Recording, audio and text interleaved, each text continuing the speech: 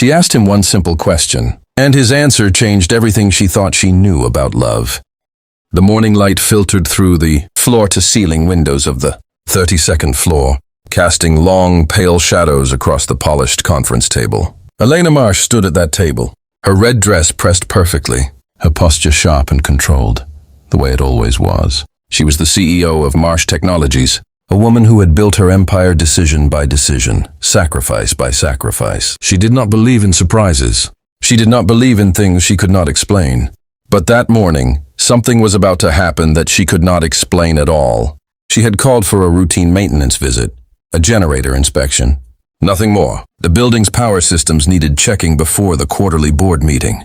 She expected a quick, quiet job. She did not expect him. The man who walked through her office doors was wearing a navy blue work uniform, carrying a yellow industrial generator on the table with gloved hands. He was calm, measured. His eyes were focused, serious, the kind of eyes that had seen hard days and learned not to complain about them. His name tag read, Daniel. Elena barely glanced at him. She leaned forward over her desk, scanning documents, tapping her keyboard. "Just do what you need to do," she said without looking up. "And please be quick. I have calls in 20 minutes. Daniel nodded once. He didn't say much. He never did. But here is where the story truly begins. Because 3 days earlier, something had happened that neither of them knew was quietly connecting their worlds. Elena had been walking through the lobby of her building. After a late evening meeting, she was tired, the kind of tired that lives behind the eyes. And just outside the revolving glass doors, sitting on a low stone step, was a little girl, maybe 5 years old, dark curly hair, wearing a small pink jacket that was slightly too thin for the October wind. The girl was not crying. She was just sitting very still, holding a stuffed rabbit by one ear, watching the cars go by with enormous, serious eyes. Elena stopped. She didn't know why. She was always in a hurry. But something about that stillness, that quiet bravery in such a small face, made her feet stop moving. "Are you waiting for someone, sweetheart?"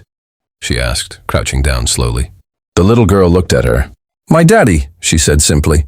"He went to fix something inside. He told me to wait right here." Elena looked around. The lobby staff had changed shifts. It was growing dark. She sat down beside the girl on the cold stone step, her expensive red dress, her important schedule, all of it forgotten for a moment. "What's your name?" Elena asked. "Sophie," said the girl. Then she looked at Elena with those serious eyes and said, "You smell like my mommy used to." The words landed somewhere deep and quiet inside Elena's chest. She stayed with Sophie for 40 minutes. They talked about rabbits, about Sophie's favorite color, which was yellow, about how Sophie's daddy made the best grilled cheese in the whole world, but he always burned one corner a little bit and pretended he did it on purpose. When Daniel finally came through the lobby doors, breathless, apologizing to the security guard, he stopped. When he saw the two of them sitting together on the step, Sophie was leaning slightly against Elena's arm, still holding her rabbit. His face did something complicated, relief, gratitude, and something else, something careful and guarded. The way a person looks when they have learned that good things sometimes disappear. "Sophie," he said softly, "I told you to wait by the pillar." "I moved," Sophie said calmly. "This lady kept me company." Daniel looked at Elena. "I'm sorry," he said. "I hope she wasn't bothering you." Elena stood up slowly and smoothed her dress. "She wasn't," she said, and she meant it more than she expected to. Now here is the question you should be asking yourself right now. Why did a little girl, who had never met this woman before, lean against her like she already knew her? And why did Elena, who kept everyone at a careful distance, let her? 3 days later, Daniel was in her office with the generator, and Elena was pretending she didn't recognize him. She wasn't sure why. Maybe because remembering felt like admitting something. She wasn't ready to admit. She was reading a report when she heard it, a small voice from the hallway. "Daddy, are you in there?" Elena's head came up. Sophie appeared in the doorway of the conference room, still wearing the pink jacket, still holding the rabbit. She had apparently come with her father today. Perhaps the school was closed. Perhaps there was no one else. She looked around the big office with wide eyes. Then she saw Elena. Her face opened like a window letting in sunlight. "It's the nice lady," she said. And then, without hesitation, in the simple and devastating way that only children can speak truth, "Daddy, that's the lady I told you about, the one who smells like mommy." The room went very quiet. Daniel turned slowly. He looked at his daughter.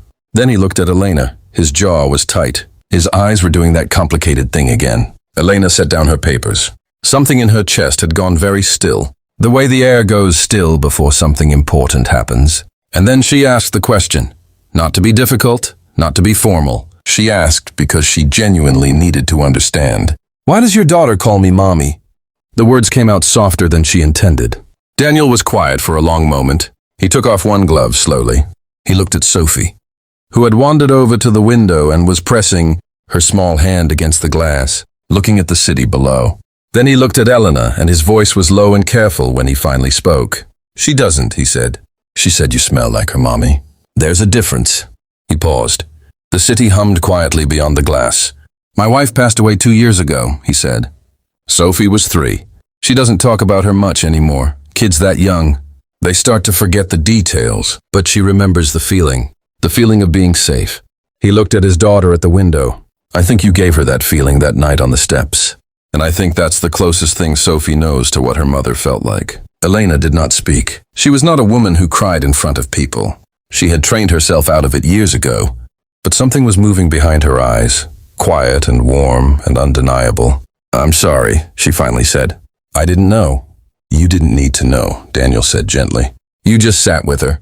That was enough." Sophie turned from the window then. She walked over to Elena with the confidence only a 5-year-old possesses and held out her rabbit. "You can hold Gerald for a minute," she said seriously. "He helps when things feel big."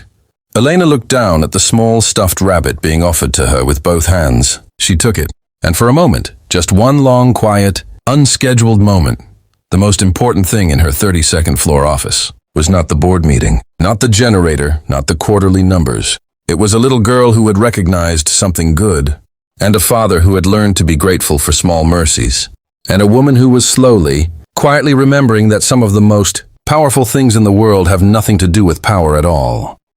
Sometimes the people who teach us the most walk into our lives wearing work gloves and carrying yellow generators, and sometimes they're 5 years old and holding a rabbit named Gerald.